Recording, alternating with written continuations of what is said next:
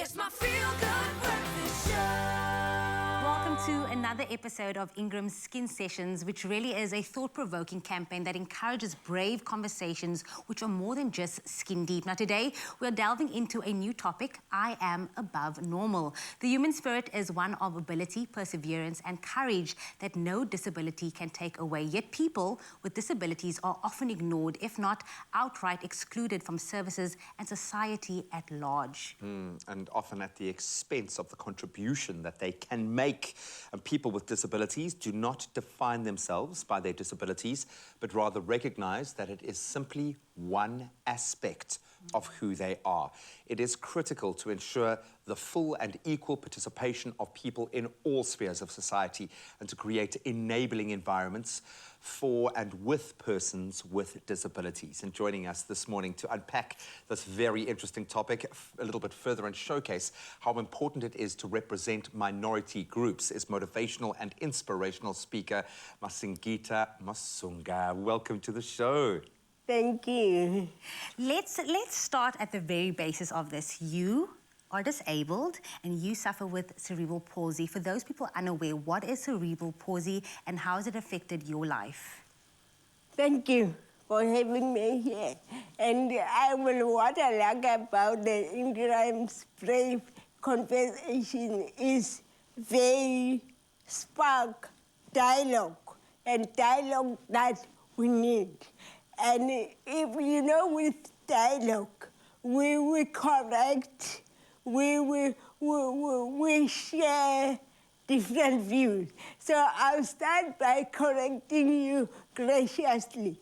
I don't suffer from cerebral palsy because, look, it may not be a good thing, but I found a way to embrace and manage my disability. So yes, I do have cerebral palsy, which is a coordination disability. It happened when I was born.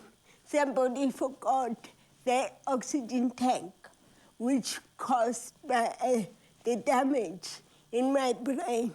And that damaged the cerebral part of my brain, which has to do with the coordination. So it affects the coordination of your muscle, and it affects people in different degrees. There are people with cerebral palsy who are completely paralyzed. There are people with cerebral palsy who don't even have a speech impediment. So it varies from person to person, but it's just the muscle coordination that's affected more than anything. And with some people, it does affect the whole brain. With me, fortunately, it's just that coordination part of the brain. I'm going to respectfully disagree with you. You say that you've just found a way to make your way through life. Yes. You haven't just done that.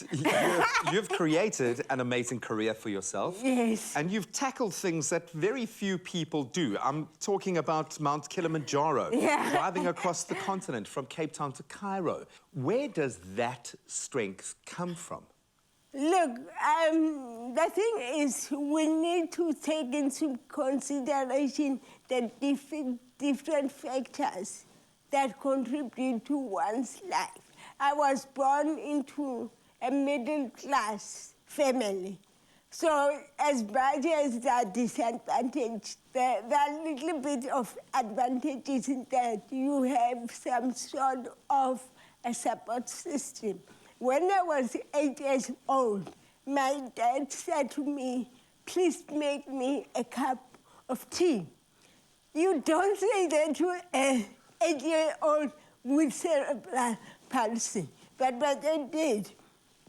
And I had to make a plan. So what I did, I boiled water and I took all the utensils one by one to where he was. And then later I took the kettle with water to him. And he sat me down. He said, Ceci, this is how your life is going to be.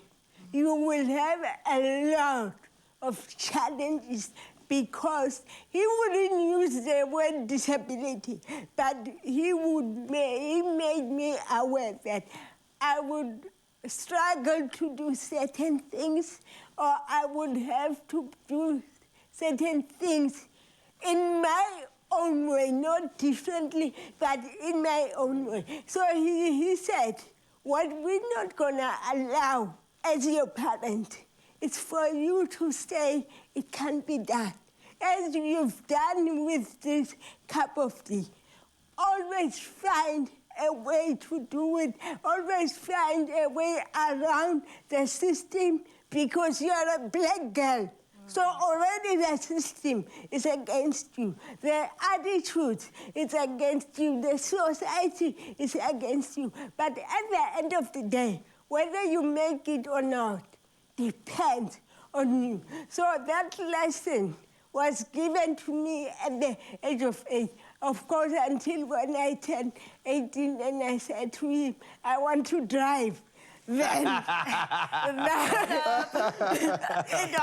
okay, I really didn't mean everything in that way. We'll get there. Yeah. We'll get there. Yeah. Some of the challenges that you also face, and something you speak about, is the social judgment that's attached to, you know, living with this disability. And sometimes you have to educate other peoples.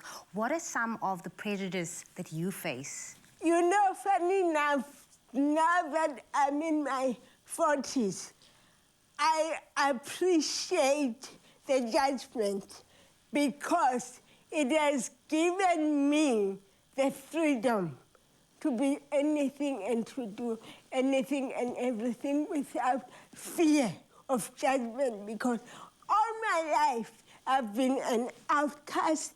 I've never fit in. So people look at you and automatically they think something is wrong with you. You are not at a level, you don't think like they do. There's a lot of stigma and stereotypes that are still attached. And until today, to disability, we still experience a lot of exclusion and discrimination, even economically. And that can have an impact on the quality of your life because it unnecessarily reduces you to be a beggar. And nobody wants to be a beggar. The thing I always say is people need to understand that the economy doesn't discriminate, and pity is not a currency. I don't go into a shop and they say, Akshem, you've got a disability, you can have the goods. No, they want their money. So people need to understand that we are people like everybody else, and there's so much harm that happens with this whole idea of special treatment. Of course, because of the imbalances of the past, we must find a way to redress those disadvantages. In a very real way that leads to empowerment. I get that, and I'm starting to see a difference, a very stark difference, because there's an emotional attachment to discrimination. Yes. There's something else attached to exclusion, economic exclusion. Yes. That's a whole different... And when I see what that can do, because that's not just you, that's generations to come that are going to be affected by that change. By looking at life through the lens that you've chosen to do so has allowed you to tackle concepts that affect not just disabled people, but every person. Body positivity is one battleground that you've chosen to be very visible, very vocal on. How do we fight that battle in the current state of media, in social media, that is pushing in all the wrong directions? Yes, there are some gems within that, and there's some shining lights that we can applaud, but for the most part, you are swimming upstream in that space. What does mainstream media need to do? What are those tweaks and those changes to achieve your goal in this space? That's where issue of transformation and inclusion come in. We need representation. We do need representation by people with disabilities. And we don't have to, the mainstream media, they don't have to confine people with disabilities within the disability space. I'm a TV show host. I host a leadership show. It has absolutely nothing to do with disability because disability is a diverse and social issue. But the more people see us in our differences, you know, I find that the more people get used to me, the more they hear me. When the person first starts talking to me, usually they don't hear. And because people sometimes infantilize you when you've got a disability, they're even afraid to say, can you say what you said again? And again, it's an issue of judgment, like you are saying, because if you're afraid to ask me to repeat myself, you are saying to me, I'm not aware of my own disability. Therefore, if you ask me to repeat, I'm such an emotional delinquent that I would be angry with you for something that's not your fault. It's just what it is. So I know, and I'm self-aware that because of my impediment, I'm more likely need to repeat myself more than any other person. It's part of the package.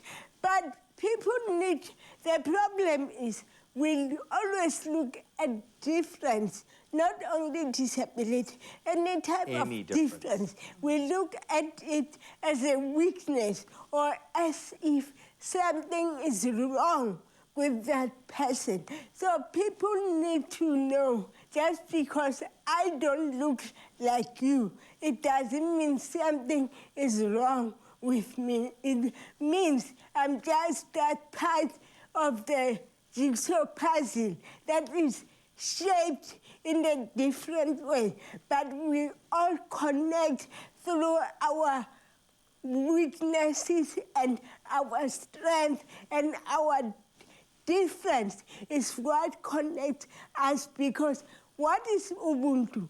Ubuntu is you are because I am.